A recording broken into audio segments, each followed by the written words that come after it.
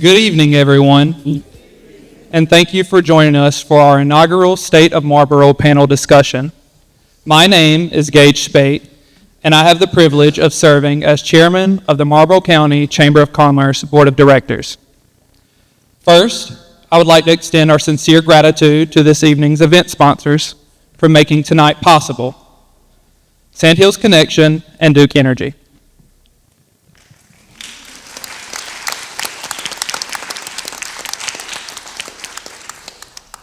I would also like to thank Farmers Home Furniture for providing the beautiful showroom furniture for our panel seating.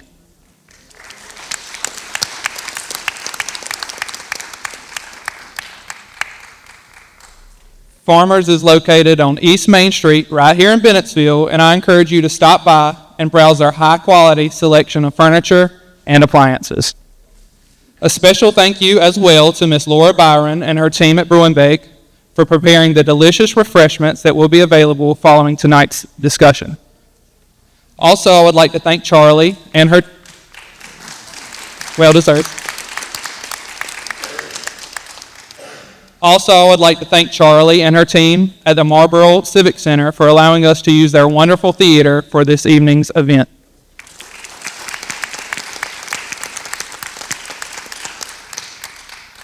I want to recognize my fellow Chamber Board of Director members and Chamber ambassadors for their hard work in helping us bring this event together.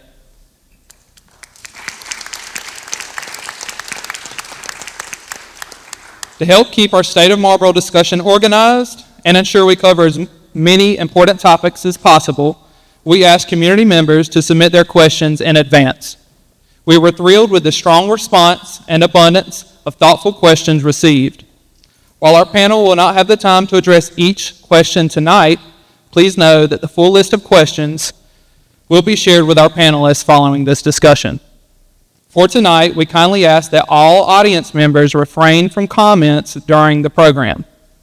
Our panel will continue until 7:30, after which we invite you to join us in the lobby for mingling and mocktails.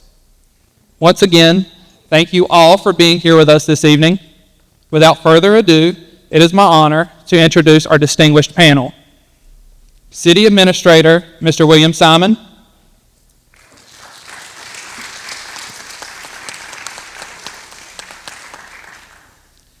Mayor of Bennettsville, the Honorable Tyrone Abraham.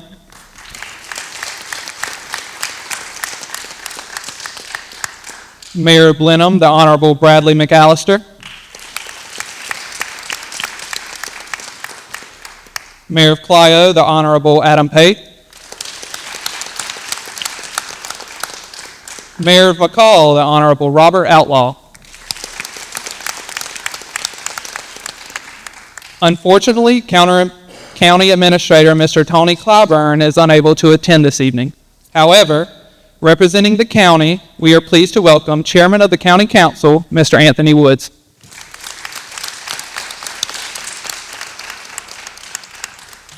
And leading us through tonight's conversations, our co-moderators, former State Representative Ms. Patricia Hennigan.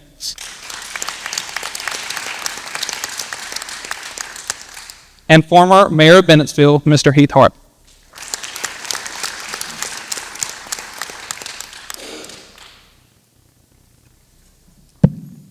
Are you ready? Oh. All right, the first question: as a young family raising our kids and building our farm here in Marlboro County, we want to stay and grow with this community, but without strong infrastructure and better opportunities for the youth, it is hard to see a future for young families like ours. What steps are local leaders taking to make sure Marlboro County truly sustain the next generation here at home? And I want to start with Mayor Pate, and then from that to go around. Thank you. I've been in those same shoes. My wife and I were living in Lynchburg, Virginia. I was selling real estate. And of course, I grew up in Clio. I was a lifelong resident there. And a business opportunity came available here in Marlboro County and was presented to me to come back home. And my first thought was, we were living in a a town much like Florence, it had everything at your fingertips, my first thought is, we're kind of going back in time. And it's one of those situations as a young family. When we got back here, we started our family where we were expecting a little girl and just looking for opportunity. Churches, businesses, things to do. And the mayor role of Clio opened up, and I had several unsolicited conversations from folks to say, hey, you need to run for that position. And in thinking that way, you know, we prayed about it first as a family. That was one of the first and foremost things that we did. But the Lord was saying, hey, you could be using this position to help a small town that was thriving at one point come back to life. A sleeping town of Clio, South Carolina, come back to life and have some vibrancy again. And honestly, it's day by day. Clio did not get to where it is today overnight. And there are a lot of issues. A lot of it is money. Financially, we were in a very hard spot. But we have to work very hard with what we have in order to make it happen. And as a young family, somebody that moved back from a bigger area, and let's be honest, when I left, I probably said I was not coming back. We have a lot of young people my age, even younger, that say, we're not coming back here. We don't see a reason to be. But as elected officials and somebody that's living right here in the heart of the community, that's what we have to strive for each and every day, is to make it a desirable place to live. So one thing that we've done in Clio is bring back the community engagement. You got to start there. COVID robbed that of a lot of people.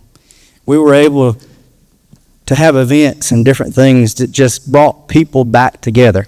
And once you establish a sense of community again, a sense of unity, that's when you can start building the foundation for a brighter community.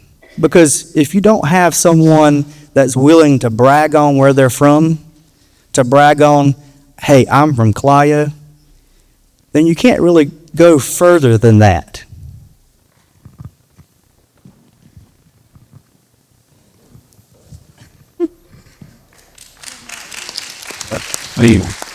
Albert. Damn, Albert. all the mayors. I'm not used to all this here. But it's no secret, you know, we financially wise, the town really needs, you know, we need to pick up some funds, and so we can move forward and make our town a better place. Audits, we got to get our audits and stuff caught up, and I don't know, McCall's a special place, and I ran to be the mayor to try to make it a better place. But as we all know, I've ran into a lot of problems, but we getting things straightened out, and we're coming around, and we got an election coming up that hopefully we can really move forward in. But other than that, Thank you. Just would like to say first that we want to try to keep that young family here. And how we do that, as the city of Bennettsville, we know we wouldn't have farms in the city of Bennettsville. But what we could do whenever we have in our budget, planning our budget, look at ways to plan to fund for infrastructure. And the young kids, I'm very passionate about the young people.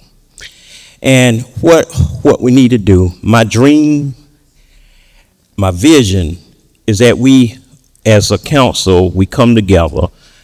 I know it'll take time, but try to have, bring a youth center for our youth, that they will have somewhere to go. And work with our county so we can, because the only way this is going to work, we're going to have to work together. So a thriving city lifts the county. A strong county lifts the city. We all got to work together to make this happen. So again, that young family, please stay with us. Thank you.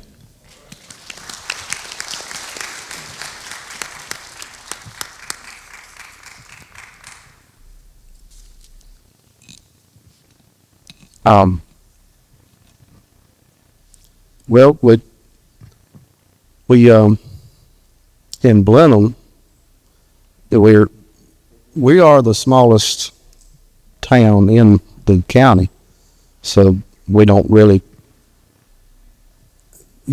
there's not a lot going on in Blenheim, and we want to make it a good place for our citizens, and and do things to make people want to stay or make people want to come to our towns, So,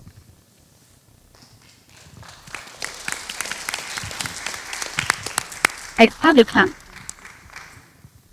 It's also like that. same question. Thank you. So I agree with Mayor Abraham. We want that family to stay here, and we talk about this all the time as we have discussions of trying to accommodate families of different ages, as we always have a discussion about how do we attract our young adults back to the area. It really starts for planning for the future as that person requested. How do you do that? Well, you have to do that by, with your budget. You have to put your money where your mouth is. If we're truly trying to accommodate young families, we have to look at what's important to them. Recreation, downtown dining, certain types of retail, certain types of recreation, and we just need to do more along those lines. So while we're doing this, and we talk about this internally all the time, particularly during the budget, is you never want to leave anyone behind. We know the city of Bennettsville as a whole, we have needs. So, we're accommodating, or we're trying to reach out to those young families to come back here, and we're trying to accommodate those who are here and our seniors as well. So we're trying to do active and passive recreation projects. So that's why we're looking at doing walking trails and things of that sort, something where you can, entice our senior citizens to get out of their homes. We're doing more with events. So our senior citizens will come out and join and participate in those events. But for those young families, if we truly want them to be here, we have to be very intentional with our planning. Now, when I talk to my team and I'm talking to council, and I'm so proud of city council because they just set goals, is it's okay to encounter change here in the city of Bennettsville. You have to look at things differently if you're truly trying to attract those young adults. For one, you have to listen to them. So we got to figure out ways to listen to those voices, those who are here. It's not that many of them in a certain age group, but those who are here, how do we get them out? How do we engage them? How do we hear their voices? That's something that we really need to work hard on so that we can use those voices and plan for the future. Thank you very much.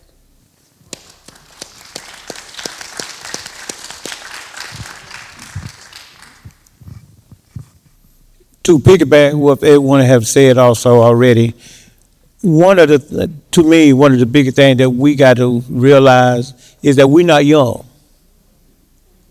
We got old thinking. I would love for us, the county, to have a teen summit. A summit where the kids can come in and share their ideas and not be afraid to talk. And we should not be afraid to listen. Change is happening. When we were coming up, we used to go outside and play with nothing. We would play with a basketball with a rim on a tree and some paper wrapped up real tight and aluminum foil. That's our basketball game.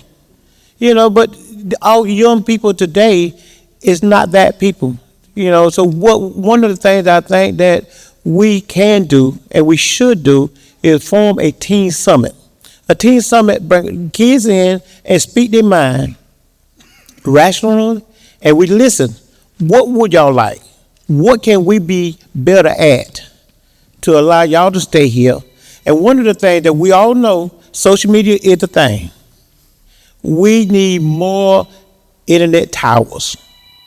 My grandkids don't want to come home, Dad, I can't get no internet. We got to have more internet data services for our young people. And then once we can embrace that, then we can get them out the house sometime and have them to come and say, look, I got this, I got that. Now we can do our internet services, Wi-Fi, Snapchat, whatever they like to do, you know. But we got to open our minds up to that. Thank you. Thank you very much. Thanks, Chair. So, in the sake of full disclosure, every question is not going to go down the full panel. A lot of people submitted questions to a specific person, and so we've the chamber has put them in the relevant order, and then who's speaking first is just randomly drawn. So, the next question we have submitted by a citizen is, how do you plan to work with your elected council and citizens to move your city or town forward? And this question was asked of the mayors, and Mayor Outlaw, you drew the first straw. I kind of felt that was going to be my question. Yeah, we've had some problems here since I've been elected. And like I said, we got some new councils coming forward. I love to have meet like twice a month, because there's a lot of things we need to get done in our little town. Teamwork. I love to see all of us, the new council, come together, and let's all work together and quit all this arguing so we can get stuff done. And hey, I'm a team player, you know, and I'm hoping that the ones that signed up and running, we gonna really, they got the heart that I got, that we can move forward with our little town. But like I said, it's gonna be, I like to see the citizens more get involved and come to the meetings and leadership. Okay. Mayor Pate, you want to take it next? Or either way. Yeah.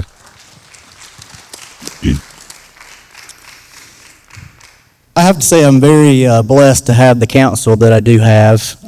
We actually have some sitting here now.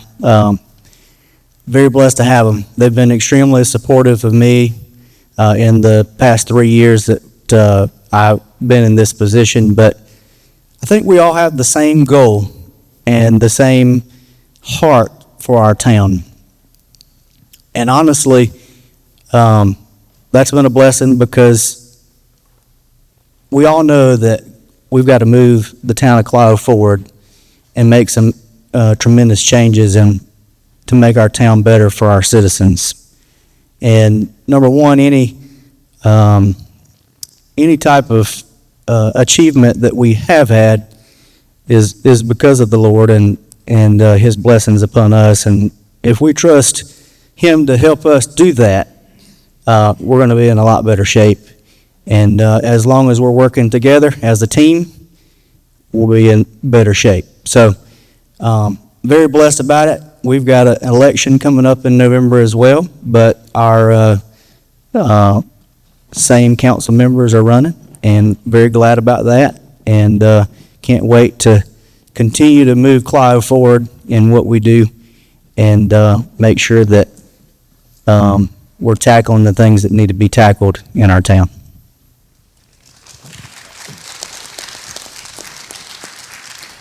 How do we move our council forward? We have a good council. You know, like every council, we have challenges, but at the end of the day, we all have the same goal, and that's to work for our citizens and make our city better. But for me, being a leader, the first thing I would have to say for myself is I have to improve my communication. And after I improve my communication, then I ask council to improve the communication, as well as our administrative staff, because that's first of all, we have to let our citizens know that we care and that we got to let them know and see that we're working together. Now, what I would do is I would like to form a city citizens advisory board, because I want to hear from the citizens. I want to know what you think, because a lot of times what I see may not be what you see, and it could give me ideas or give us ideas. So we want to improve. We want to make our city better and better and better. Thank you.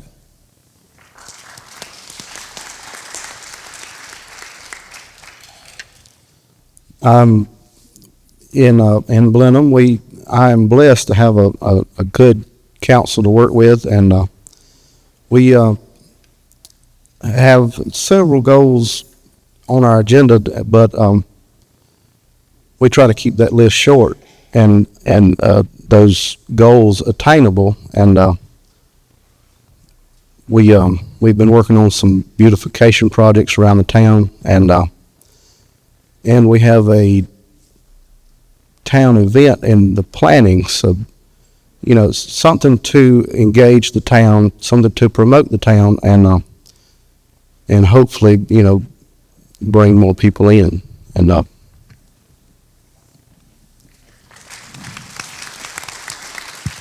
All right, thank you, mayors. All right, question number 3. What is being done to restore And reverse vacant and dilapidated buildings in your town or city? All mayors, starting with Mr. Abraham. What we're working on is to improve and update our ordinances, to make our ordinances more stricter, because there are a lot of dilapidated buildings and houses that we need to improve. And also, I want to recognize our grant writer, because she's doing a great job, and that's where we focus on as well, is trying to receive grants to get the funds to be able to demolish those vacant or dilapidated buildings. And as well, I want to continue to do community cleanup, because our neighborhoods, our communities is what we represent. And no one should have to live in an area that you taking care of your property, your home, and then the next person next door to you just letting theirs go any kind of way. You don't deserve that. So we're working on to improve those ordinances. Thank you.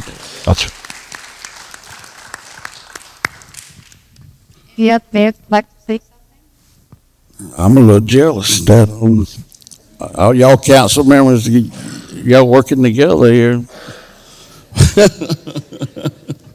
But we got a foundation that's wants to come in and do a downtown development, and he's been trying to do it for 4 years now, but the town hasn't come together with him to do it.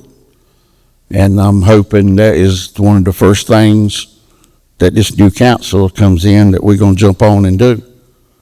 I don't understand why our little town hadn't already done it, but it hasn't. If I could take a minute, I got one council member that's here, that Mr. Brian Blue. He works with me, calls me every day. He's my right hand, Okay. and I'm thankful to have him.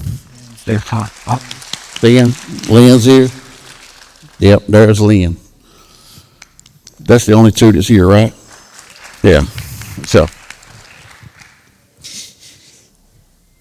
growing up, of course, I remember downtown Clio, probably not as vibrant as it was at one time, but it was an absolutely beautiful place. We've got some of the most amazing architecture and houses and buildings that you'll find anywhere in the county. And very proud of that. But as you can see, is very obvious that our town has fallen to the wayside as far as the appearance is concerned. So one thing that we have done in the town of Clio, the council has approved an ordinance for a vacant building fee. Any vacant building in the town of Clio will pay a fee and have a yearly inspection. On top of that, building owners, property owners must submit a future plan.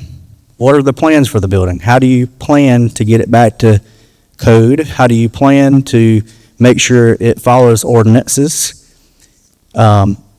Obviously, if there is no plan and no action, then there will be fines accordingly to that.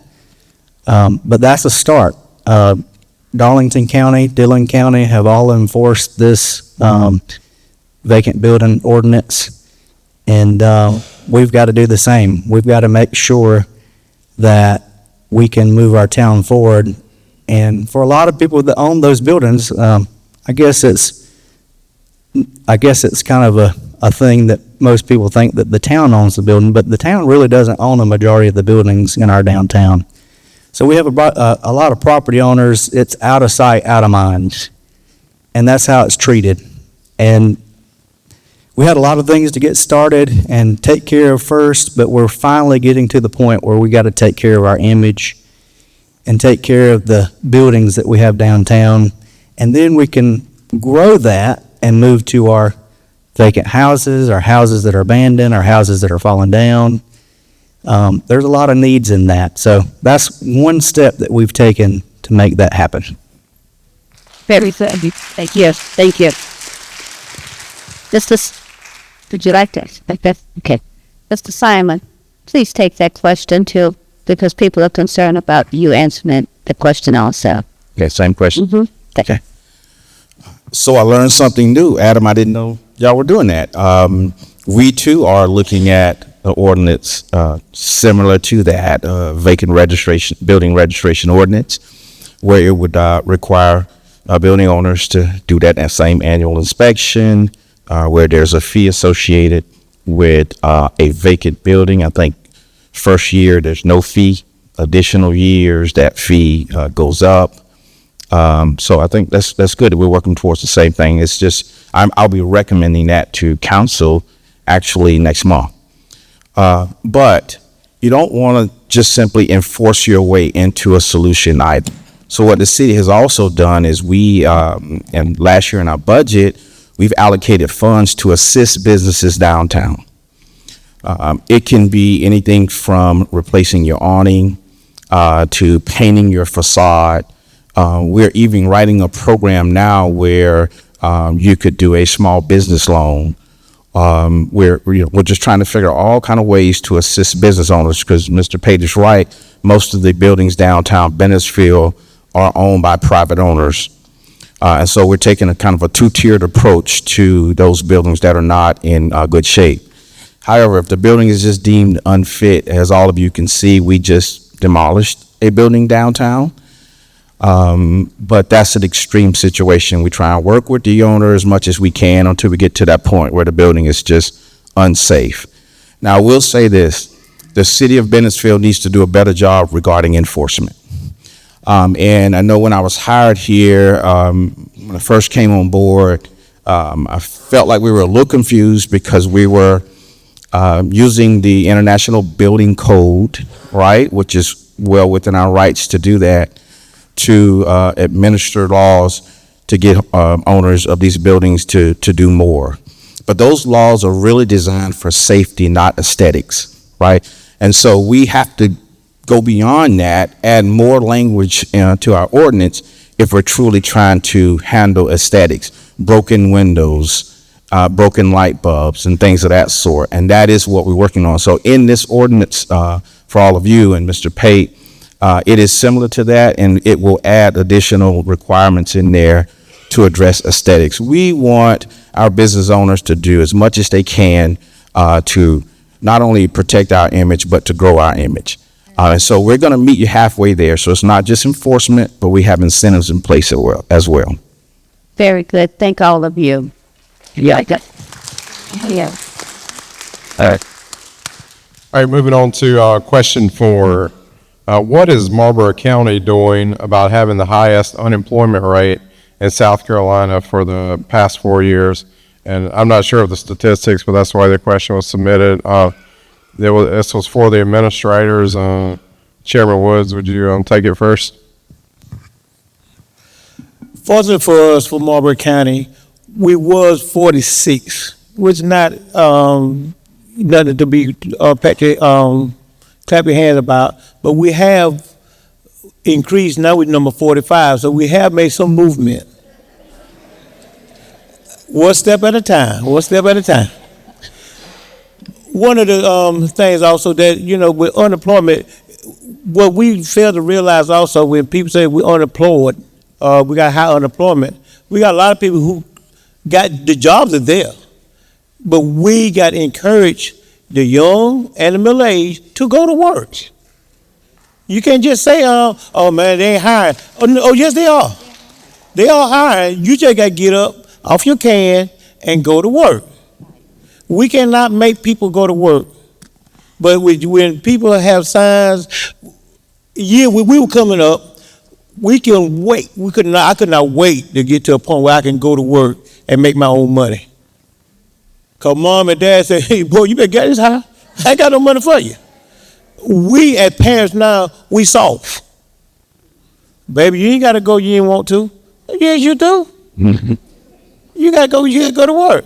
McDonald was hiring, had big signs up. Pay any day. We'll pay you any day you want to get paid. But yet people don't want to go to work. So we everybody talking about, well, y'all ain't got this, ain't got that. No, if a lot of y'all get off your cans and go to work, our unemployment will come down. But we got to encourage ourselves to go to work. We're in the say, well, you ain't got no industries. Industries look at what is here now. Industries that want to come to Marlboro County, they look at the current industry that in here now, and they say, well, who working? The middle age. What the young people doing? Well, they go to college or they go somewhere, they don't come back. That deterred them from coming and open up a place. Ain't too many companies, and we all can be 100% real, they're going to invest millions of dollars to any area. Not just Marlboro or Clio or Benfield, Blenheim. They want to put this money in, but they will make sure that if I invest millions of dollars to build a company here, will I have people here to work it? Will I willing to take that chance? So we got to encourage those that are able to work to go to work, look for jobs. Look for something to do besides waiting on the government to take care of them. I know that. Well, I ain't know you gonna say that, but it is. That's what it is. I don't have no problem. I don't have no problem. I work hard every day, 6 days a week. I don't have no problem with that. That's how I was raised. I was raised to work. My family was raised to work. A lot of y'all family were raised to work.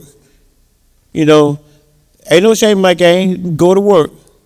And let's bring our unemployment down, slowly but surely. But we got it start with us as parents and grandparents. It start with us. So we got some kids out of school, out of college. What you gonna do? Man, they ain't hiring me. What? You put an application in? Marlboro County Detention Center hiring. Sopaco hiring. McDonald's hiring. Well, I don't want to work there. Well, you work. You start your work, start your ethics. If I work hard today, maybe tomorrow I get a better job, making better money. But I got to start somewhere.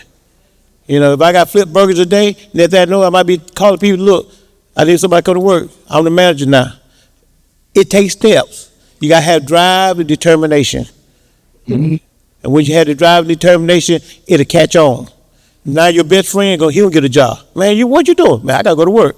They hiring, man, holler, man, put my name in. Tell someone about me. It's contagious. Okay. Mr. Simon, being from the county seat, will you elaborate on that some as well? Yes. So from the city's perspective, we think what's really important too to help with this situation is workforce development. We know the high school does a good job, NETC does a good job, but we have some young adults out there that are just left behind. They're just idle. They lack soft skills. They just don't know how to put together resumes and things of that sort. And that's so important. You're right. The jobs are there, and it is a struggle filling those positions. I can speak personally from the city's perspective. We have jobs available with the city right now. Pretty good paying jobs with benefits. And it is a struggle filling those positions for a number of reasons. We get applications in. I mean, some are pretty good. Some are actually pretty bad. In all transparency, we have issues with people or applicants passing the drug tests. It's a real problem. We will do good interviews. We'll screen you. We'll get to the point where it's time to take the next step, and we send you to go take a drug test, and then we can't offer you the position. So it's just a series of bad decisions on some people's part, and we just need to do more ourselves with workforce development, educating our young folks and even our older adults in some cases on steps they can take to put themselves in positions to be ready for work. Thank you. Well, that. I'd like to add something to that, if you don't mind. I think as individuals, as elected officials, as staples in our community, we've got to encourage our young people that they have opportunity to do anything and everything that they want to. Their potential does not stop at a certain level. And, obviously Northeastern Technical College is doing a great job of involving the high school students. The high school is doing a great job of involving them into extracurriculars. The diesel mechanic shop over there that they've built at the new facility is amazing, and that is a very lucrative business. And I think that there are a lot more things that are coming that way, but we've got to encourage our young people in ways that they have unlimited potential to do anything and anything that they want. They just got to work for it. They've got to get out there and put their neck out to be able to say, hey, we can do this too. And I think that's what a big part of it is just encouraging the young people that they can do that. Thank you. Thank you very much. The next question, are we working with state leaders to attract manufacturing companies to the area? And then what companies are currently trying to move to the areas? Starting first with Mr. Simon and then Mr. Woods to address that. Okay, well, I'll answer the question with a focus on downtown development because we are a municipality. So we know there's an issue here as far as seeing vacant stores downtown, vacant buildings. We know COVID had a profound impact on the economy nationwide and particularly in rural areas. And so we really got caught up in that with downtown areas. We know business models are changing. We know anytime places like at Walmart or something comes to your area, it changes things. And so if you really think about the city of Bennettsville, it has experienced all of that in the past 5 years. And then some people really don't realize that. They're still holding on to we used to have so many stores downtown and everything was really busy. And while that's true, the economy, circumstances, and a whole host of other things that affect those things have changed. And so we have to change as well. We have to be intentional with who we recruit and how we recruit. Again, like I spoke about earlier, the city and the county has to do more as far as providing incentives and meeting people halfway. I will tell you, and it'll come out soon, and actually it's already come out a little bit, is the city has, and I'm so proud of my council, and they are awesome. We're taking a different strategy regarding recruiting businesses, and that's the city securing some storefronts themselves and being able to recruit and provide incentives on a different level to really get businesses here and to get them here quickly. That's not to say that we're disconnecting ourselves from the private owners of the businesses. That's just saying we're going to work together, but we're just taking a more strategic and a more aggressive approach to recruiting businesses. We need to do that. And so that's the model that we're using now. We are testing some things out. We are doing things differently here in Bennettsville. There's no guarantee that this is just going to automatically work, but we have to try something new.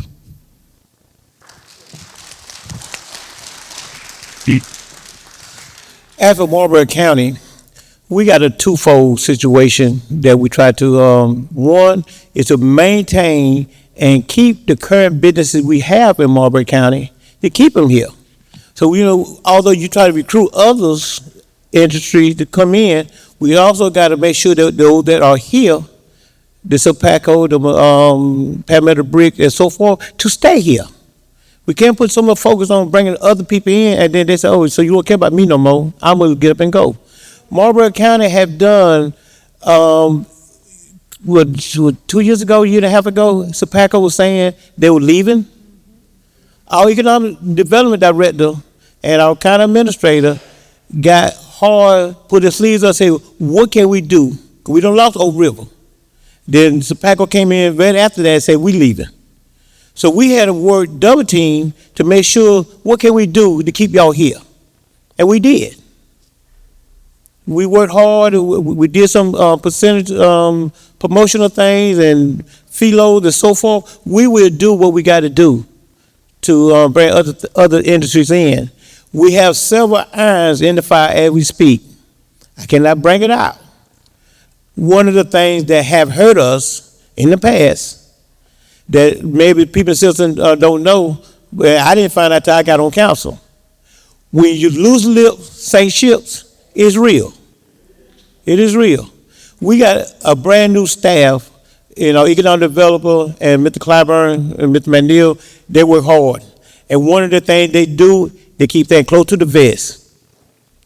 In 2023, early 24, somebody from Columbia called me and said, "Hey, I heard y'all getting a Popeyes." Well, and they was coming. But somebody started doing this and started talking, and they didn't ever show up. Large industries do not want to be exposed until the 11th hour. So why y'all don't tell us nothing? Because we can't. A lot of companies give you a gag order.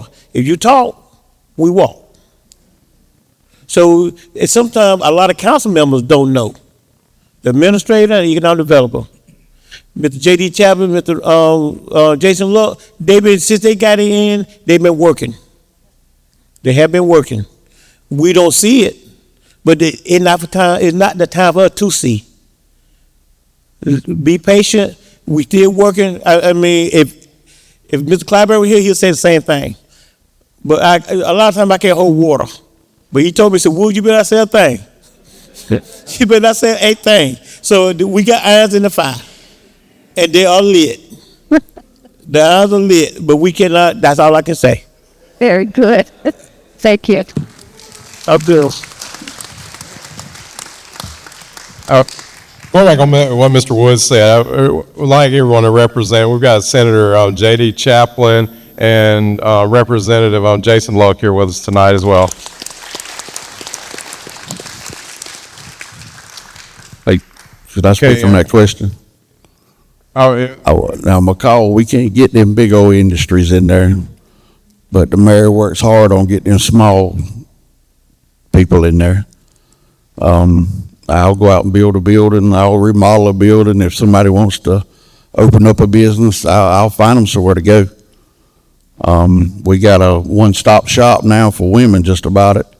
Facials, waxing, dressing hair, fixing hair, all in one building. So, we try hard to we got a new gas station coming in, but we can't get the big ones, but we'll sure get them little ones. Thank you, Mayor Outlaw. All right, question number 6, and there were a number of questions on this topic. What measures are being taken to control the stray animal population in the county? And the second part, does animal control service the entire county or just the city of Bennettsville? Chairman Woods, would you take it first, and then Administrator Simon, and then if any of the mayors want to follow up, they can. A very, very touchy subject. Humane Society, Animal Control. We have a meeting scheduled for the 30th, a call meeting, just to discuss this issue. And ladies and gentlemen, with animal control and animal well care, male care, however you want to call it, to take care of animals, whether they stray, ferocious. There's something that is a thin line. It is a thin line. Our Humane Society now is full. We take in animals that is violent, but we can't hold them for so long because we strap for space. That one of the meetings we're gonna have on Tuesday the 30th to discuss our animal ordinance, our animal humane society. What can we do? What can we do? If we bigger facility, that's gonna be full. If we noodle and so forth, that's money involved. Our humane society, they work great with the county, and we've been back and forth for the last year or so. They're trying to find out a solution. And if anyone have better ideas, please call us or come by and say, look, let's try this, let's try that. I'm not an animal person, but so many people are. So, there's no need for me to tell everybody what I would do, because I'm not that guy. I see a dog, I'm going the other way. He ain't gonna bite. If he got a mouth and teeth, he could bite. Same thing with cats. They would scratch.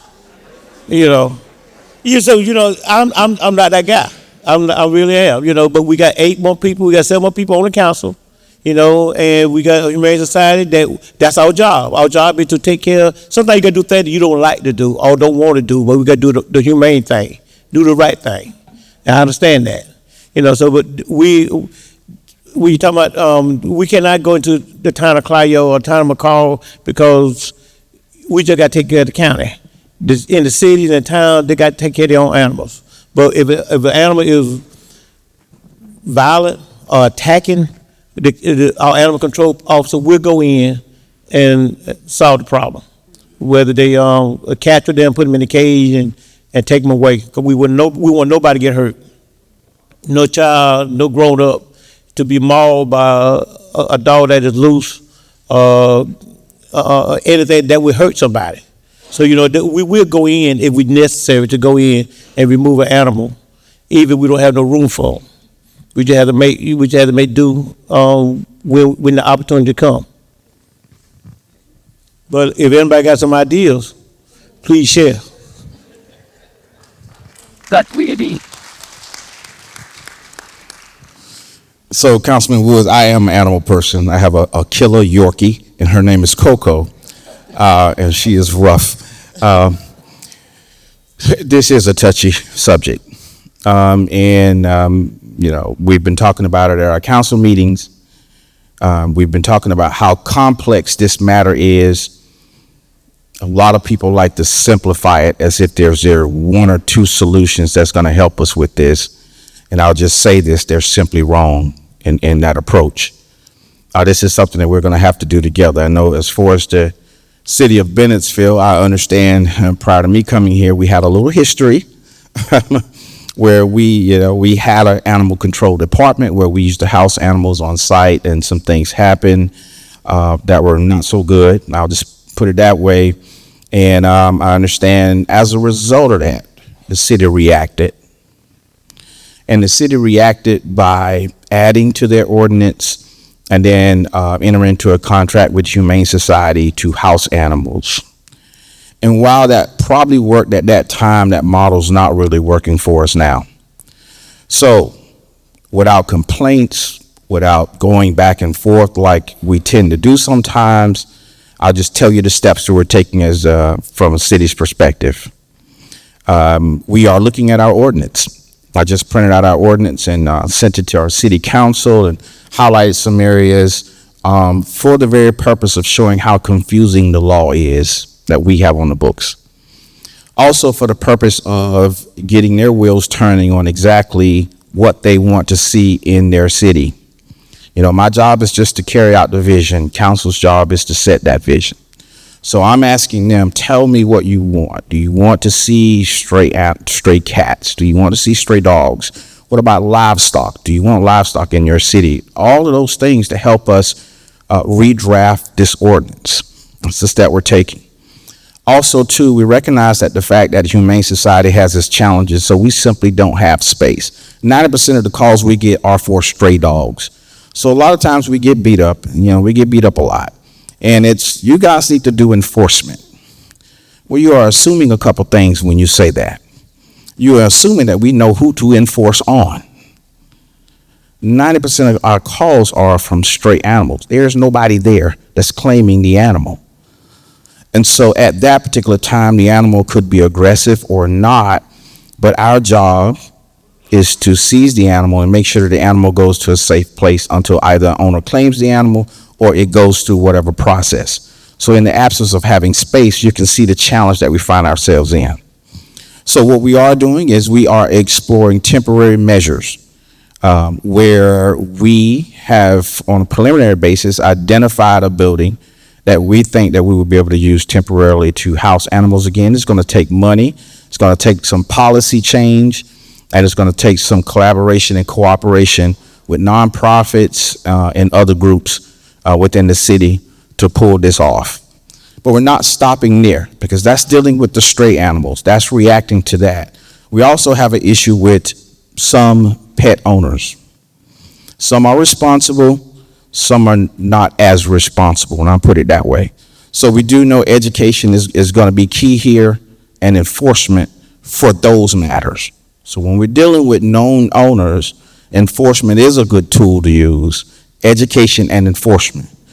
But when they're strays, we have a real issue because we don't have capacity. So it's a very complex matter, but we are taking a multi-tiered approach, and we too are looking for suggestions and recommendations on how we can be better. Okay, thanks. Did any of the mayors have anything to add? Sure. I think we all know and would admit, everybody on this panel, that that is a very big issue in our county. It is an issue that is growing. We had a family pet that was killed on the outskirts of town last week by some stray dogs. But the key is if we can enforce it, we also have to have a place for them to go. And that's a very hard problem. I think as a county and all of our municipalities together, we do need to meet and collaborate together in ways that we can help each other in this matter, because it's not a simple fix. It's not just go catch the dog or catch the cat. What are you going to do with it when you get it? If the animal shelter is full, what do you do with it? So it is a growing issue, and we've got to work on that. That is something that that we need to come together as a county to try to collaborate on.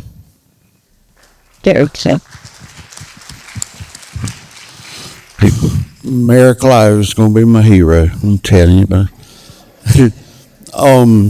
maybe we all maybe do need to come together with this animal control situation and help everybody pay their part. If that's what it's going to take, because McCall has a big issue, and like I said, I'm open for sitting down, let's talking and trying to pay our part. Even though we don't have much money, but we can find it somewhere. We got a good senator there and a House of Representatives. We'll try to find some money.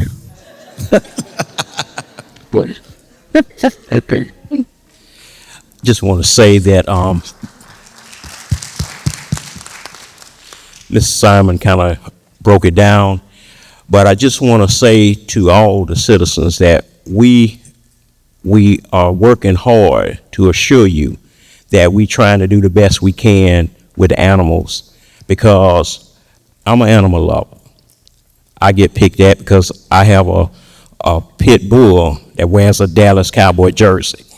So he's my friend. But just want to let you know that we are doing the best that we can, because we want to make sure that we care about the animals, but also prioritize,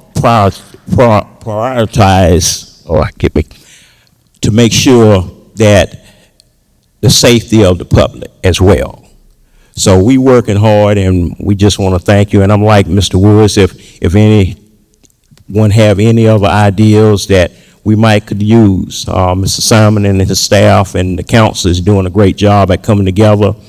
We received those ordinances, and there are quite a few pages on there, so we're working to make that better. All right, thank you. Okay. All right. In the town of Blenheim, without the facilities or personnel to deal with those problems, we'll have to collaborate with the county. But thankfully, we don't have a lot of stray animals. Just a few cats around, and they keep the mice down. So, Thank you, gentlemen. Okay. Question 7, and Mr. Woods, this is for you. Okay. Yes, sir. Again, is there a grant to help citizens in the county repair their homes, similar to the ones for the citizens in the city limit? In the last 2 years, we have hired a grant writer. Her name is Ms. Regina, and she do a great job with USDA writing grants. One thing with grants and grant writers, everything I fall into a category. You can't have a blank grant. Say, I need $50,000 to fix up houses. It don't work that way. The grants and grant writers, they got to follow a rules and guidelines. And when the opportunity comes, then the money is available. We all know money and grant money don't last long. Time it hit, people scooping it up. And with the change of laws and funding were being cut.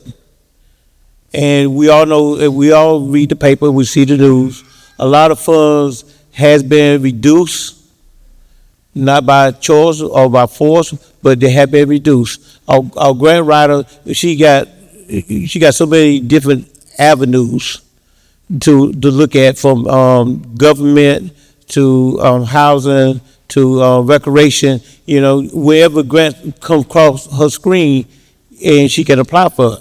But also, it probably have to be a sign-up sheet, but we need to know who need monies for home improvement. We can't just write a grant and then say, oh, we got this money, but we don't know who to call. There got to be, we have to form a list. And then if you do that, then you say, well, how did Sully get this and Anthony didn't get that? It's hard to say who need what the baddest or the worst. That'd be a tough situation to do. But if we do everything by sign up and say, okay, this is what I need a roof, my flow fill in, and so forth, then we can do something of that nature, but we have to have a list of names and the situation that a person is in before we can even attack or try to approach that situation. Very good. Mr. Simon, would you like to make some comments on it? So the city of Bentonville has been so fortunate. So in 2023, as all of you know, we had the SCIP grant. It was a $10 million grant. And when I was hired and I came on board, we were a year or so in as far as having that grant. Just wasn't a lot of movement on the work. So that's something that we got going really quickly, and we had a downtown streetscape grant that was in the works as well. Before even addressing our residents, I'll just say the city is just really fortunate. Right now, we are managing $15.5 million worth of grant projects within the city. Yeah. We are also managing about $450,000 of federal funds or ARPA money projects in the city right now as we speak. And we're so thankful to the Transportation Committee, because now we're also managing a little under $500,000 worth of road improvements in the city. We have a lot going on, a lot of good projects that touch people's lives every day. So one of the grants we do have that are particular to residents is the DAP program, Disaster Assistance Program. We were awarded $1.9 million, and we are rolling with that grant. Now it's a struggle, but this is the struggle. It's not the money; it's getting contractors to be able to actually come and do the work. That's a real struggle here in this small town. We're working with a lot of our local folks, those who are maybe in some of the surrounding areas. But the grant has us on a very aggressive pace. We're having to spend about $900,000 by the end of, I think, October. They'll help you. That's money. It's out there. That's helping people. That's doing something for people for the very first time in their lives, especially those homes that have been experiencing storm damage over the years, and those people was in no position or got no relief. Mm-hmm. And we're going to have to spend another $900,000 plus beyond October. So we are looking at contractors. So we have a very robust application process. I mean, it's robust, but it's real easy. If you know of anyone who wants to take advantage of that, just send them our way. But we're trying to do everything we can to help our residents who have been experiencing storm damage and having to live in homes. And just let me take this out in just real quickly with this. Unless you have the opportunity to walk in some of the homes, it will hit you. You will be surprised on what you see and how some people are forced to live simply because they have no relief or no one is helping them. It only fuels our passion. Thank you very much. That's the name. Let's go for you. Okay, next question, and this one was directed toward the administrators. Chairman Woods, you can answer first on behalf of Administrator Clyburn. Could you please provide us with an update on the repairs at Lake Paul Wallace? Why has the Hannah report on Crooked Creek not been released to the public yet? I can answer the first part of the question. Lake Paul Wallace, with the assistant of our Representative Luck and Mr. Chapman, they have allocated and locked in $26 million for Lake Paul Wallace renovation. We all know that they do not take in, the engineers are doing what they do now. The engineer is looking at options of doing upgrading, but money will not be released until January. So, the engineer can do all the groundwork first, and as the money will be released in January, the contractors and everything else. But we also know that Senator Chapman volunteered and wanted to do the Crooked Creek area to come in and do some of his own work with his own equipment. So it is a slow process, but once you get started, it will move. But let's see, the Lake Paul Wallace is a task. It's not a quick fix. It's not a quick fix, y'all. So we don't have no illusion that when they're going to start in January, it should be ready by May or June. It's not going to happen that fast. But the money is allocated. That's number one. That Marlboro County has the money. Now DNR is over the lake. The city of Bentonville, the county of Marlboro is not over the lake. DNR. So everything got to go through DNR first. Approval, the architect, the engineer, all that got to go through them. We just sit at the table. As the county and the city, they just sit at the table. Now the Hopper, I don't know what the Hopper report is. That's something that above my pay grade. It was way above my pay grade. I can get there without answer. Okay, thank you. Administrator Simon, will you address the next? So I want to echo those sentiments too. Senator Chapman and Representative Luck have been awesome helping with this matter. And Chairman Sully Blair, I know he's in the office, in the audience too, with the Lake Authority. Been awesome communicator and just always willing to work with the city and county. This is a very, very difficult thing for this community. We know we want the lake to come back. We all need the lake to come back. All of us, county and surrounding areas. So just personally want to say thank you, gentlemen, for all that you do.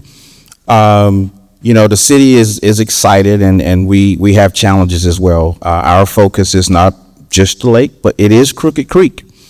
I will tell you that we've taken some specific steps to assist with this. We know the condition of Crooked Creek. It's been that way for decades. We know it's only been once or twice when it was actually maintained or cleaned out sufficiently over the years. I was born and raised here. Trust me, I've jumped that creek and played in that area many times. So we know the challenges. We also know when it floods or when there are heavy rain events, what the homeowners experience. And so what the city has done is, for one, we've done two things recently. We are helping to engage the community. And we're doing that by actually assisting the community with setting up a nonprofit. It allows them to be able to work towards raising money towards the cause that they all care about. And this board of directors, or this group that we're forming, is not just going to be people who live in the Shady Rest or Richardson Park area. Crooked Creek belongs to all of us. We all share in its problem, and we all going to share in its glory whenever we restore that creek, which we are bound to do, and get it cleaned out and use it for recreation one day. That will happen. Second thing is, super proud of my council. We budgeted to do some cleaning up of Crooked Creek. That's something they did not have to do. I understand that we've done some back and forth over the years, who owns it, who has jurisdiction, who can do what, was the right-of-way moved. But we decided to help our citizens who are located here in the city of Bennettsville. And we have money. And recently we actually published a proposal where we're looking for landscape contractors to help us come and remove fallen trees or cut along the banks. Now we have to be very careful with that, because you don't want to remove stumps, you don't want to do any grading, dredging, or anything like that. You need extensive permitting from the Army Corps of Engineers and other places to do that. But in the meantime, we can make this thing look better for those people that have to look at it every day. And for those that don't live in the area and have to drive by there every day. We're doing our part. It's a small part, but it's a step forward. All right, thank you. So the next question. Turn it upside down. Businesses are needed in our towns. We need industry to create jobs. What is your immediate plan? And can the Economic Development Director begin giving monthly updates at meetings, starting with Mr. Woods? I touched on it earlier in one of the earlier questions. Our economic development team, Mr. Tony McNeil, have been in and out of town, contacting industry to come in, from restaurants, other industries that we had online. But one of the things that it been brought to my attention, it take a team to bring the industry in. Marlboro County Government Council, and we have a great team of council members. We're very opinionated. Some of his business owners, some of his professors or doctorate degrees, and some of just all around know about a little bit of everything. But one of the things that we have found out that hit us in the face earlier this year, Marlboro Water, Marlboro County Council, with Marlboro County government, and the power company all have to be on the same page. If we know if a company come in, they're gonna have to have water. So that company also got to talk to the Marlboro County water people. They got to have power. So now you got to either talk to co-op or whoever who own the land or supply the power. And then there's us. If we give you the okay, another team give you the okay, but once they know, that plan ain't coming. And that hit us in the face this year. We had everything in place. And we even asked well, I ain't go no further. I'll stop right there. Yeah. But, as I said before, when everybody talk, we need to bring industry in. You know, industry gonna ask four things. One, education. What kind of education system that y'all have here in Marlboro County? What kind of leisure activities, if my workers come in and their children, what do they have to do? 3, do y'all have a health facility? 4, what about employment? Can y'all employ my people? So it take a lot to recruit an industry, because them will be, all these questions gonna be the same every time somebody come in. From a restaurant to Apple or large companies, they gonna ask these questions. So it take a team. We just want spoke in the wheel. County government just one spoke in the wheel.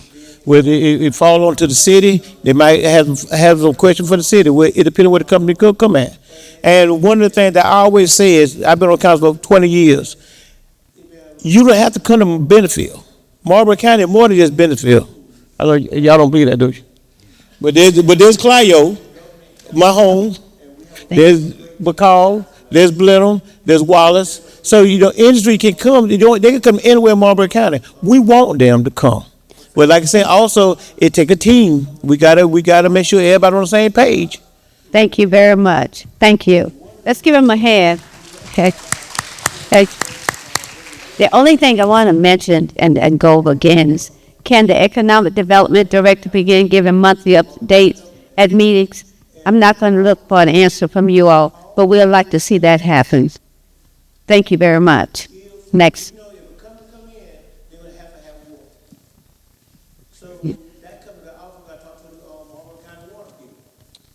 The next question, number 10, is some of you have touched on it as well. What is being done to bring housing to the area, as well as retail stores and restaurants? And I'll just let a couple of the mayors take this. Yeah. Whichever wants to lead.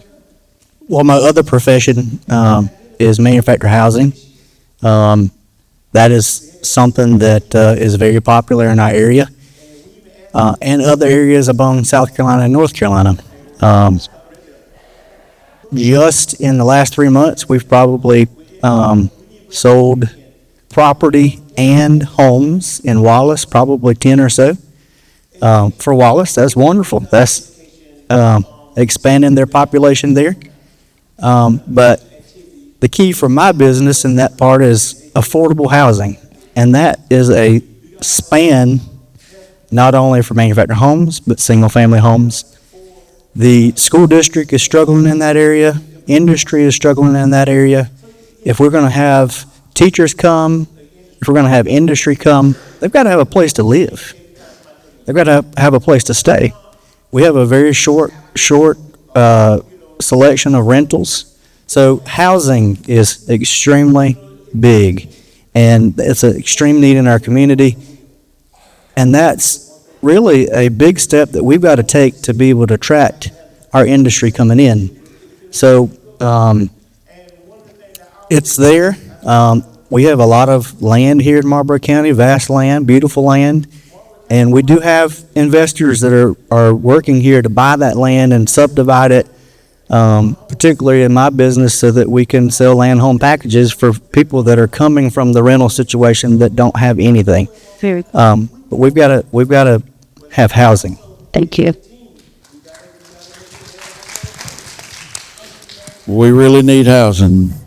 I used to get about 10 to 15 phone calls a week, people wanting to rent or buy something in McCall, and we have nowhere for them to get. Anybody out there want to invest some money in apartments, housing? We can find you a buyer, that's for sure. I've set houses for 25 years, and that's the industry that's really growing. Some of you have touched on it as well. What is being done? I just want to say that I am excited because we have a community leader that has been working with some investors that are interested in building in our city and our county. And he's been working with our county and city at a great speed, he's working hard. And there is for affordable housing, and not only affordable housing, luxury housing. So it's a little bit of both. But I just want to thank that person. He know who, if he's listening, he know who I'm talking about. But I just want to thank him, and as time progresses, hopefully we'll be able to let you know more. Thank you. Thank you, gentlemen. Next question, what is Marlboro County doing for the people living in this county with no hospital? Starting first with Mr. Simon and then Mr. Woods to address it also. Well, what the city is doing is we, quite honestly, we're taking the lead from Marlboro County, and we're willing to work with them however we can. I do speak with Mr. Clyburn often, and I know Councilman Woods is going to go into more detail as far as what projects they have or efforts that they're making. But just know the city is ready to assist. Mr. Clyburn, we sit down and we talk whenever they bring these projects, and they're just in the preliminary stages. For us, they bring us to the table because we talk about utilities, what incentives can be provided there, what upgrades need to be made, what improvements need to be made so that we can accommodate those sorts of use. So the city stands ready to do that. Thank you very much. Mr. Woods?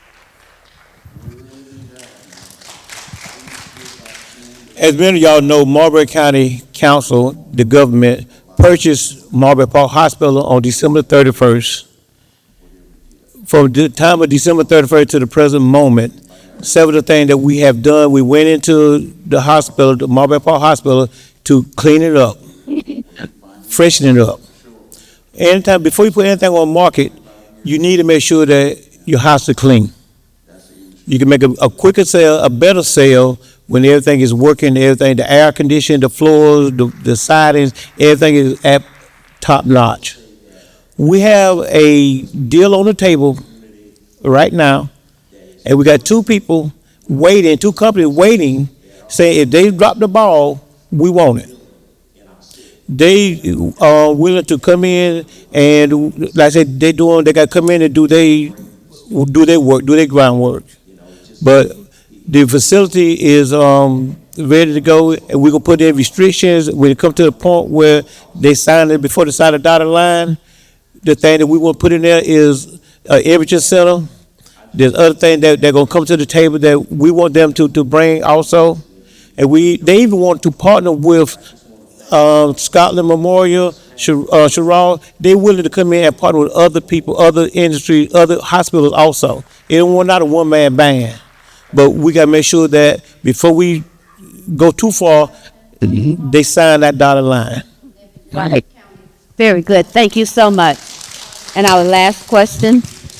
All right, we're going to end with this question, and then after the final question, we'll go around the panel and give you a chance to, do a summation, and give your thoughts. But this question was just directed towards the county administrator. So, Mr. Chairman Woods, you drew the shortest straw again on that one. Why do people who live in the county have to have their trash pickup service fees added to their property taxes? And are there any plans to revisit this arrangement in the future?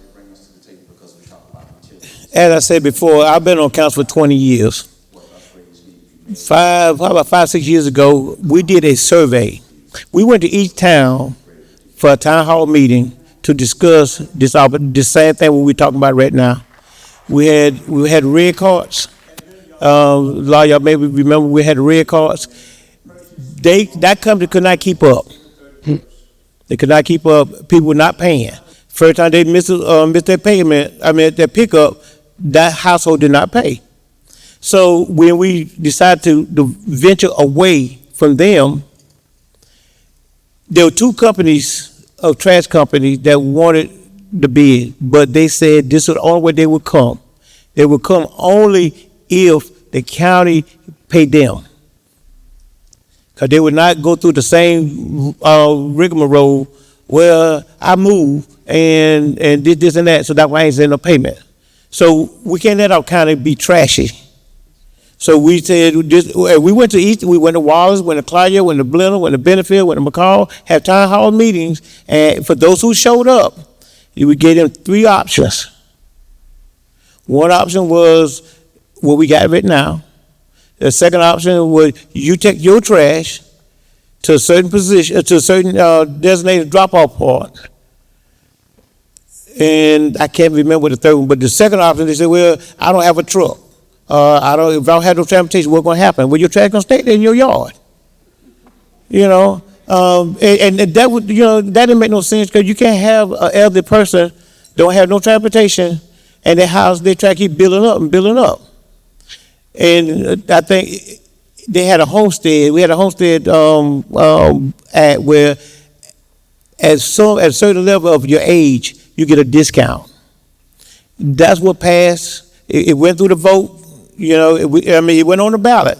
It was not like so the letters came to us and we said this is what we're gonna go with. No, it was on a voted ballot, and the voted ballot came back to that point where it had to go through your taxes. They said that's the only way they would come. The current trash company we got now and Waste Management, they would not do nothing until they get the money from the county and the county get the money from the citizens. So now their contract is running out. We got to, you know, the council got to go in and look at that also. What is our options? Are we gonna stay where we at now, or we can go back to another option? You know, so but that's how we got to the point right now where everything is on the tax bill. Okay, thank you. If you want to pass it around to the other end to Mayor McAllister, and just if you guys just want to sum up what we talked about here in brief, and just address the citizens, and you can just pass it straight down the line. Well,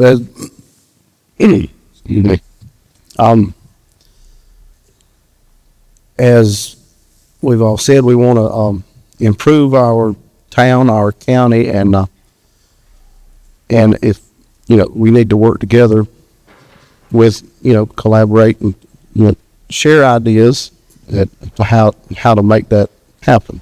And I look forward to doing that.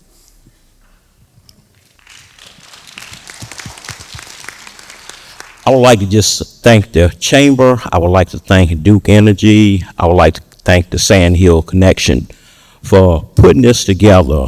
I would say bridging the gap between the leaders and the citizens. It was a great idea.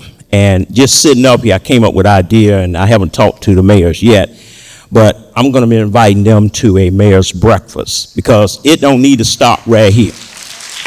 Because we need to work together. I want to hear Blenheim doing, I want to hear what McCall doing, I want to hear what Cloud doing, and work it together. So y'all will be here and get an invitation to come to breakfast with the city of Benefield with the mayor. All right. I'm looking forward to that. You paying, right? I'm paying. Okay. All right. All right. I thank y'all for coming out here, and I thank y'all for putting it all on. I really enjoyed it, and like I said, we need to continue to do this.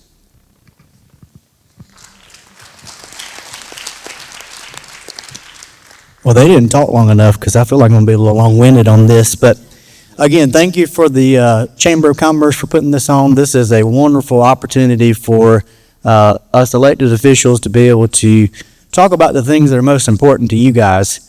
But one of the biggest things is I do want to challenge the citizens of each town to become more involved and more active in their communities.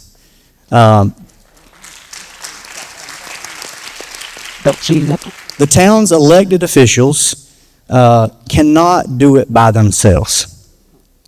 It is a collaborative effort, and it takes unity from a community to make things happen. And it takes everyone bought in to the one goal and the one mission. So we've got to have the community bought in and working hand in hand with the town leaders that they elected to make things happen. We're very proud. It's no secret Clio has been in some major financial issues in years past. I stepped into a hornet's nest I think I had a conversation with Jason as I was elected, and that's the words that he used. And we have made strides to get our financial audits back in place. We are down to year 23 and 24. They're being worked on at this moment. First of the year, we'll only have 25 left, and we will be grant eligible for the first time in a long time.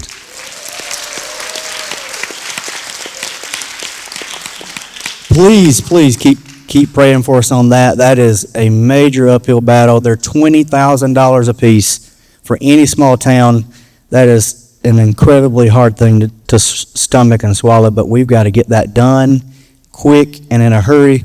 And we're going to have a parade and a festival when that happens, because I told everyone in town it's been looming over us way too long. So we're very proud. We hosted Ribs and Rods Festival in May. We had 188 classic cars. We had 50 vendors. We had 3 bands. We had people traveling 3.5 hours away to come to the town of Clio. Very, very proud of that. Our Clio Cotton Festival is coming up October 4th. They've got Level 10 Band. They will be in attendance there. That is a wonderful band. You guys have probably seen them coming around. We've got our Taste of Society coming up October 10th. That is a 4-course dinner that we do at the grounds of Ivy Gate right there on Society Street. We put up this beautiful tent. Everyone is dressed up. We have delicious food. Manoli Lakis of Pizza Time is our chef this year. We've got MacArthur Farms, and we have Brad Cubis of BK Bakery. All local people contributing to our taste that we want to support and show off the skills of. And then rounding up our year, we've got our Christmas parade, December 7th, which is a Sunday. We want everybody to come out and enjoy those things. One of the biggest things is communication and marketing and just letting people know what's going on in Clio. I think we've done a wonderful job of that this year. I know you guys have supported us tremendously, and I'm so thankful for the community of Marlboro County that has stood behind Clio in all that we do. Thank you.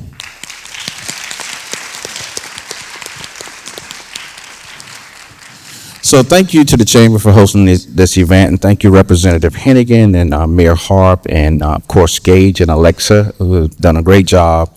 So just let me take a second here and tell you how fortunate we are and how unique we are. The city of Bennettsville is awesome.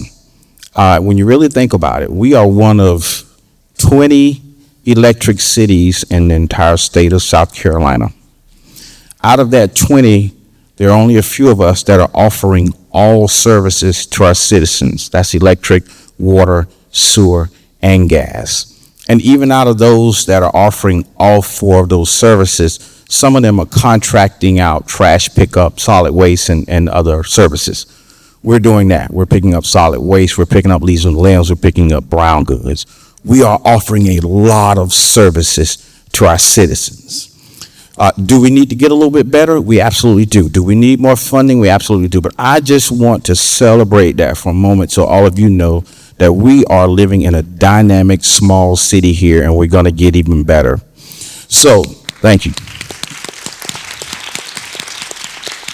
Second thing I'll say real quick is, and I'm just going to address it, sometimes it's just the elephant in the room, we've got to do better. We've got to do better with each other. I was talking to my staff earlier. We've got to treat each other better. We've got to understand that we've got to work together. We've got to stop attacking each other. We've got to get, I know people can't disconnect from social media. It's okay. We have to live with it. It's here. But make efforts to get the facts and things of that sort. We spend so much time tearing each other down. It is horrible. If we would just take an ounce or half of the efforts that we put towards, or the passion that we put towards those efforts, and work together and think about the resources we have here, the people we have here, and the opportunities we have here, we could be great overnight. Right. Overnight, hands down. If you are a citizen and you want to know how to get involved, this is how you can get involved with the city of Bennettsville. We have a Citizens Academy.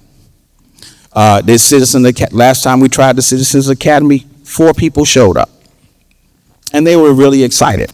This academy is designed to teach you everything about local government. We will go to Facebook and we'll say all the crazy stuff, but then the city says, we have a class that's going to teach you about local government, how we budget, planning and development, fire, police, legislative affairs with special guests, have you to do a group project, do tours of our facilities, but no one wants to learn that way. They want to go to social media and do negative things. Let's be better and do that. Second way you can get involved is we have vacant positions on our boards right now. If you are passionate about the city, please come join us. Sign up, do an application. So many ways. Another way to actually get involved is we have a Main Street board that works with different nonprofits and different groups when we're talking about recruiting businesses and decorating for Christmas. Those opportunities are there, and we can barely fill the seats. Okay. You have opportunities to get involved. So we welcome you. The City of Bennettsville welcomes you, and we want to thank all of you for being here.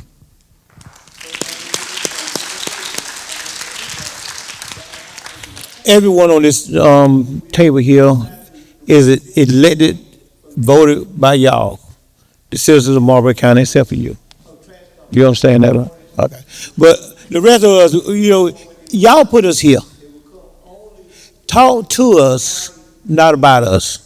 If there's an issue, 24/7, my phone and door is always open. And these mails is the same way. Because trust me, if we did not enjoy what we're doing and do not enjoy our Marlboro County people, we never would have ran. We ran because we all ran because we want to make a difference.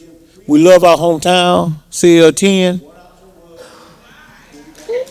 Everybody know? Yeah. I'm CL10 down. I might work for the county, but I'm CL10. But what I'm saying is, the thing that we talked about tonight, don't let it just brush off. We talk about unemployment, and we talk about get our kids, our family members, our nephews, our neighbors, our church members, encourage them to go to work. Encourage them to say, look, pull somebody along. We, like Mr. Simon said, we can be better if we do better. It starts with us, the man in the mirror, or the woman in the mirror. But I say, don't. You don't have to talk about us. Talk to us. We want to hear. Like I said earlier about the Animal Control Humane Society. If you got ideas, y'all animal lovers out there, hey, give us a call. Let us know. Would you got another idea about something we didn't talk about tonight? Bring it forward. With the old saying, a question that's not asked is a dumb question. Ask the question. We might not know the answer, but that might open our eyes and our vision also. Thank you. Thank you, Chairman Woods. I'm just going to say a couple of things, and then I'll turn it over to this prolific microphone holder over here. So the chamber asked us to moderate this thing, and we appreciate that. Alexa Bone is the executive director, and she put in a lot of work to put this together, and the chairman, Gage Spate, and all of the sponsors have been thanked multiple times. We want to thank Farmers again for providing this comfortable furniture to sit, and I'm sure it's going to be for sale when they take it back over there. And we could probably talk one of these gentlemen into autographing it if you want it. Yeah.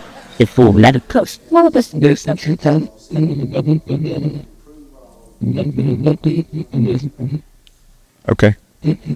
Is Alexa, is she in the crowd or? Oh, she's way up top. Well, there's the executive director, Alexa, up top up there. Let's give her a hand. And there's many council members and chamber members in here, and I see Chairman Gage Spate there as well. Let's give him a hand. And they put in a lot of work to put this together.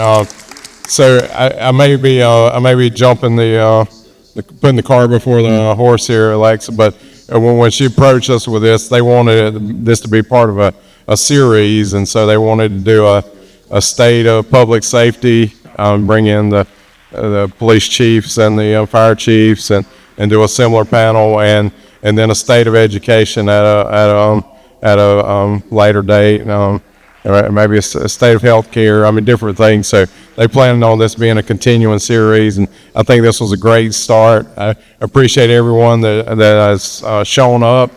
You know, it means a lot. We wish more people would come to this kind of thing, but yeah, everything has to begin with talking about it. I mean, we're not going to be able to stand back and things just happen. You know, so give everyone, the audience, a crowd for showing up to this event tonight.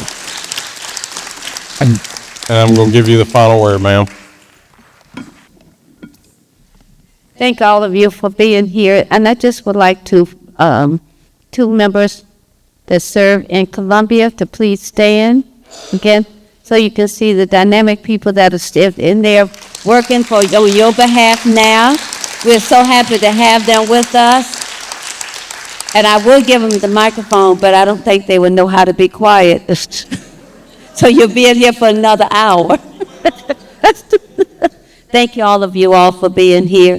And I think we're going to have snacks. That's right. Okay. Yeah, so there's a reception in the lobby area to follow. I think mocktail and mingle, is that what it's called? And so the panel should be in, and Senator Chaplin and Representative Luck. And so you get the rare opportunity. You got two state level representatives and all your county level and mayors all in one room. So you can just chat it up. That's right. All right, so this ends the panel portion of it, and we'll see everyone in the lobby.